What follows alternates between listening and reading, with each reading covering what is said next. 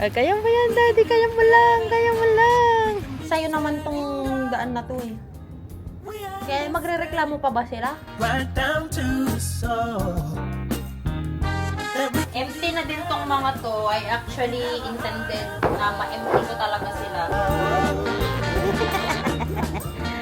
So let's step it up. Oh no! Hey everyone! Welcome back to another episode of our Moving Diaries. And yes, 2 days na lang po at lilipat na kami. And today is the day kung kailan kukunin ni Mac yung trailer. Papakabit niya sa truck namin para tonight and tomorrow will be our loading day. And i-finalize na rin namin yung pag-e-empake dito. Actually, halos na-pack na namin lahat. Ang hindi na lang ay itong office table ko. And then, some of our clothes. And yung kitchen stuff na ginagamit namin. Na yung mga plato na lang. Isang set na lang ng plato, isang set ng pot and pans. Ganun na lang. So, yun. Yun na lang yung i-empake namin. Sa bathroom, halos na-empake ko na lahat yung mga ginagamit na lang namin ng mga shampoo, lotion, ganun. Kasi magkaiba kami ng lotion ni Mac, magkaiba kami ng facial wash, ganun. Napakagulo ng bahay namin, but it's okay because once we move in sa bago nating apartment, and once na nakapag-settle down, mas maayos na yung bahay for sure. And medyo matatanggal na yung mga stress sa buhay. Yan. So, samahan nyo kami today as we pack again. Now that you're looking up, I can see it in your eyes that lately it's been tough. But now the sun is rising, and we're new people. Let's be new people. There's summer. Si Mishi, yung kanyang ibang toys, inimpake na ni Daddy kanina. Yung nakatalikod siya. Kasi pag nakikita niya na ini-impake namin yung mga toys niya, ay kinukuha niya sa carton, guys. So, kaninang inimpake ni Daddy, nung sinil na niya, talagang tiniming niya na, bilisan mo akin na yung tape. Kasi may batang makulit. Susupot ko lang to para hindi matanggal yung laman niya. And ayoko kasi na, pwede naman i-tape lang, ganun-ganun. Kaso nga lang kasi, ayoko na magkaroon ng tape residue. Siya na namang lilinisin ko. Everyone got stories, Michi! so let's start listening. Stop! Let the rain wash away the fears that keeps crippling. Now that you're looking up, I can see it in your eyes that lately it's been tough. But now the sun is rising, and we're new people. Let's be new people. There's summer. Don't let me down. Ito naman is the backpack that we usually bring. Ito pang gadget talaga siya. Dito din pala yung mga passport namin, social security card. Kasi yung ibang documents namin ay inimpake ko na siya sa karton.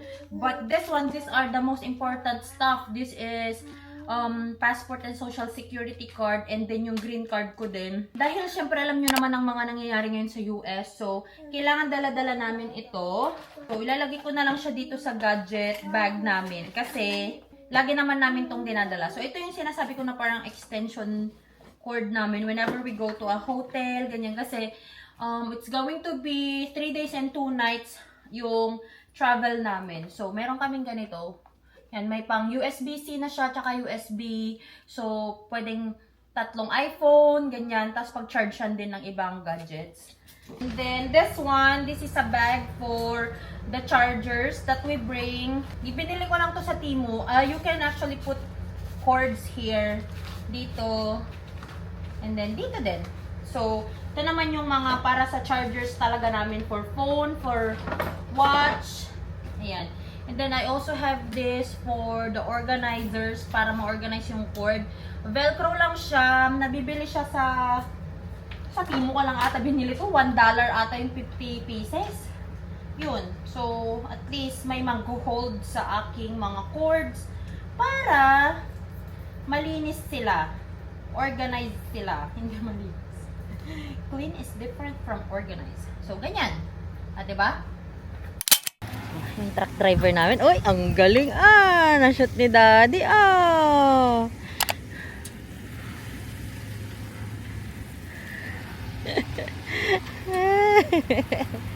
Kaya mo yan, Daddy. Kaya mo lang. Kaya mo lang. Diretso.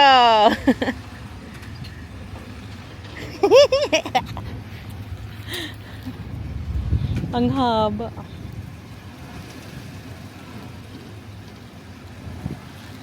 Okay. Diretso na. Good job, Daddy. More, more, more, more. Sige, bye. Sige, bye, Day. May space pa. Pwede na? Good job, Daddy. We're so proud of you. Good job. Uy. Okay na yan. Maluwag. Naku. Natakot na naman tong anak mo. Natakot na naman. Paano yung pagtataas natin? Walang ramp. Yung na naman, nandyan na naman. Ready to go na. Ready for the move, Paningning? Wala namang daraan, Daddy. Tsaka mo naman to eh. Sa'yo naman tong daan na to eh. Kaya magrereklamo pa ba sila? Sinong magrereklamo? In the first place, hindi to daan eh. So, this is the trailer. Anong size ng trailer natin na to, Daddy? Ito yung pinakamahaba. 6x12. Yan. Pero hindi pa daw nila nalinisan. Pero okay lang kami na lang. Basta ang kailangan namin ay yung bago ang gulong. Ito daw kasi yung bago yung gulong. Ningning! Daddy, may ganun sila. O, tingnan mo. May ganyan. Baka pwede tayong mag-rent. Nang ganyan, para hindi tayo nagbubuhat. Pero Hindi at least, nakakonect yan sa truck. bagay. At least, sa bagay, hindi naman natin ibubuhat ng no? Okay. Okay. Let's go. Di pa ako nakaluto. Malis na naman si Daddy, guys. Kumain lang kami. Grabe talaga, napaka-busy namin. Kasi darating na si Mama ko tonight. So, bukas talaga loading na yun ng mga gamit. Ayusin ko lang itong mga gamit namin dito sa kusina. Kasi ito na lang yung mga natira. So, ang iiwan ko lang is salt and pepper. Kasi yan lang naman yung kailangan ko. I don't need this. So, ilalagay ko siya dito. Hindi ko mahanap kung nasan yung cling wrap namin. May cling wrap kasi kami na pang empake talaga. Hindi ko alam kung nasaan na. Big help talaga na may ganito. So, if you are moving, that's something na ganito. Kaya you don't need scissors na. Yan lang. You don't need two hands.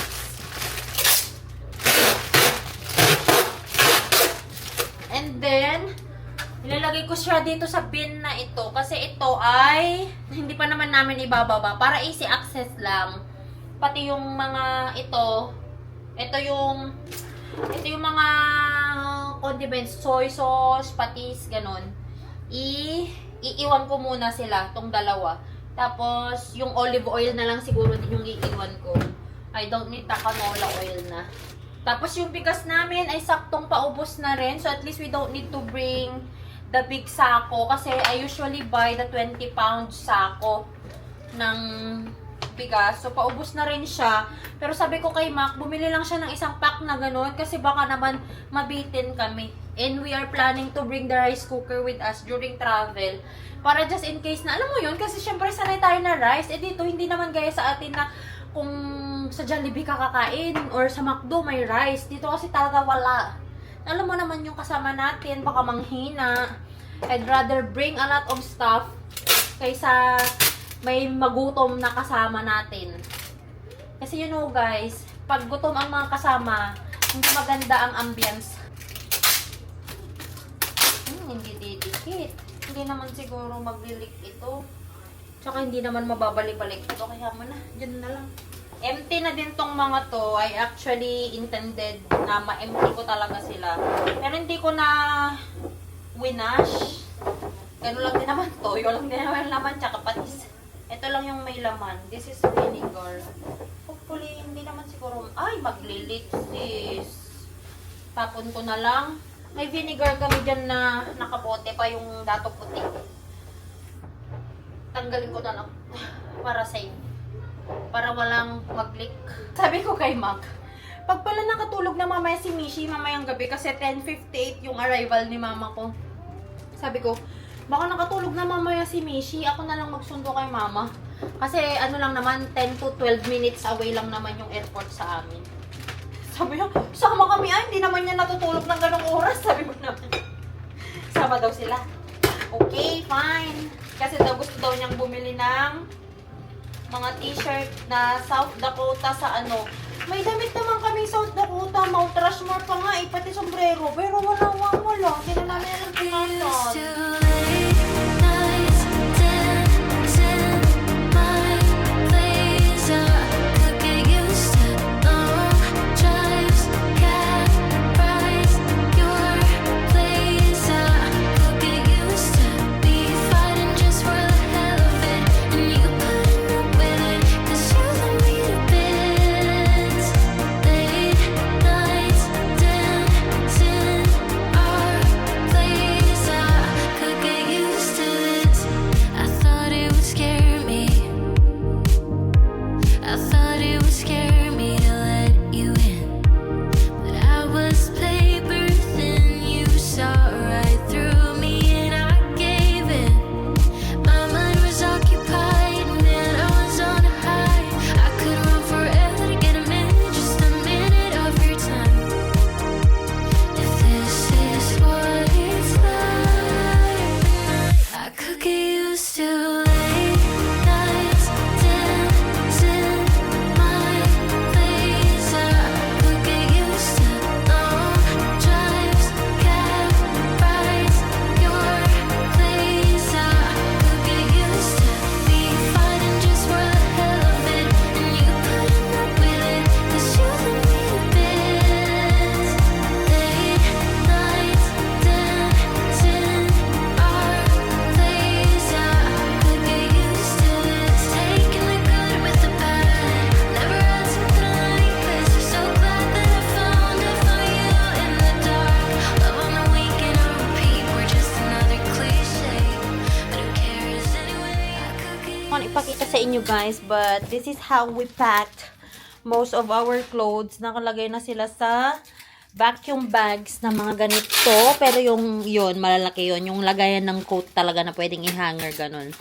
So, si daddy, nilalagyan lang niya ng garbage bag para just in case na sumabit man somewhere, at least hindi mabutas agad yung vacuum bag mismo. So, nandyan na yan. Last na yan. Nababalot ni daddy. And yung iba ay nasa labas. So, ito na yung mga yun. This, yan. Yan. Pati pillow namin na 2 pillows ay naka-flatten na din. Kasi, yung trailer, 2 karton lang yung kaya. And then, meron pa siyang space na mga ganito. So, at least may isisiksik kami. So, natin na namin yung mga damit. Hindi na namin sila kinarton para makasave din ng space. Ay, mas manipis nga lang, de, oh. No? Mas maganda yung sa atin.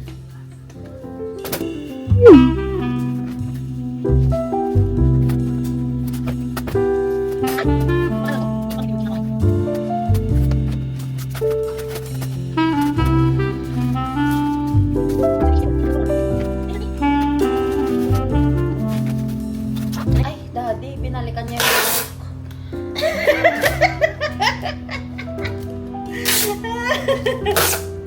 May batang kumakain na naman ng chicken.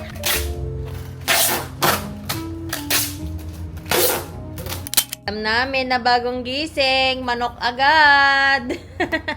Ay na. Ayaw na yata. Drink water, anak ko. Drink water. Good job, my baningning. Wow.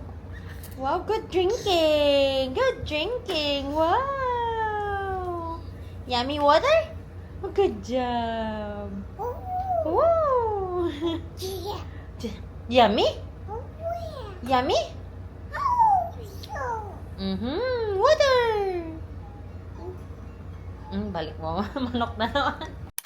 Hey everyone, time check, it's already 11:14 p.m. and we are heading to the airport. Buti na lang at mabilis lang ang airport dito sa amin. Parang less than 15 minutes ay nandun na kami.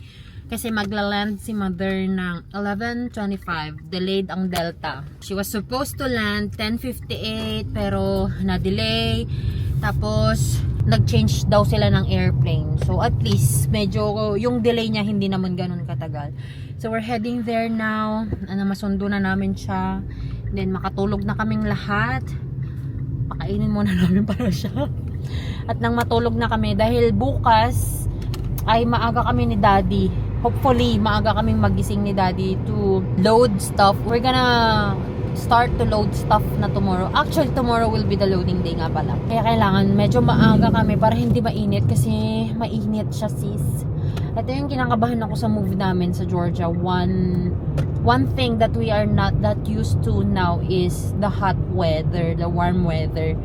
And there, I think it's humid. Dito kasi mainit siya pero napaka-dry. As in, hindi ka pagpapawisan kahit sobrang init. Doon daw ay medyo mas humid.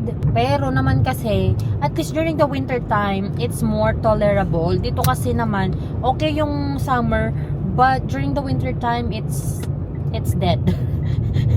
Wala nga talagang magagawa kung hindi ka mag-ski, mag-sled. Wala kang outdoor na magagawa unless you go to indoor places, which is hindi yun libre. Magbabayad ka sa mga pool na pang warm pool, mga ganyan. Ayun lang.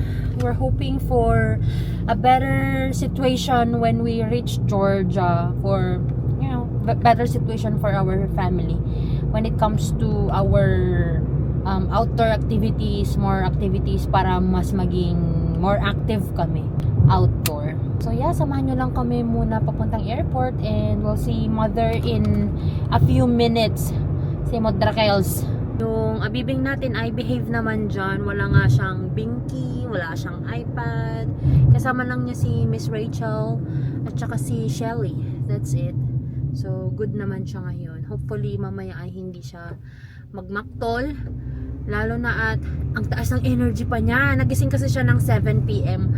I let her sleep para may magawa kami. So natulog siya ng mga 4:33 kanina ata. Tapos 7 na siya nagising. Past 7 na ata. So medyo ang hyper niya kanina na nasa bahay kami. Tawa siya ng tawa. Very happy siya. She's so happy. Andito din kasi si daddy niya kaya happy siya. Madami siyang nagugulo. Here. Karwarda. Medyo di mabangan ni. Ang bangay sona ata.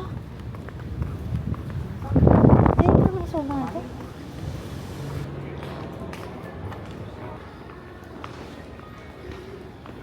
Doon na sila. Wala na yung lalam. Nandun na saan. Ako makikita pa sa bukod yung picturean sa isa. Go.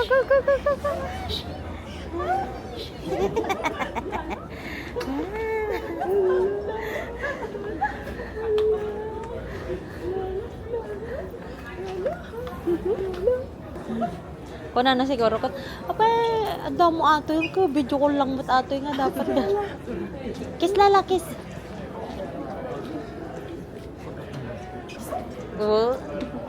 Agak karne pa yata. Sila po ang dumating. Yan po, yung pong pasahero po dyan na maliit.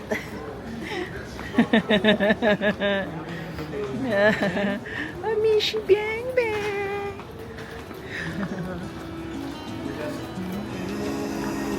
Dumating din ang aking dalawang luggage. Hindi katulad nung una. Remember you and I would always find somewhere to hide when we were kids, so we could see and hear the water run. River's gonna cry when you're gone.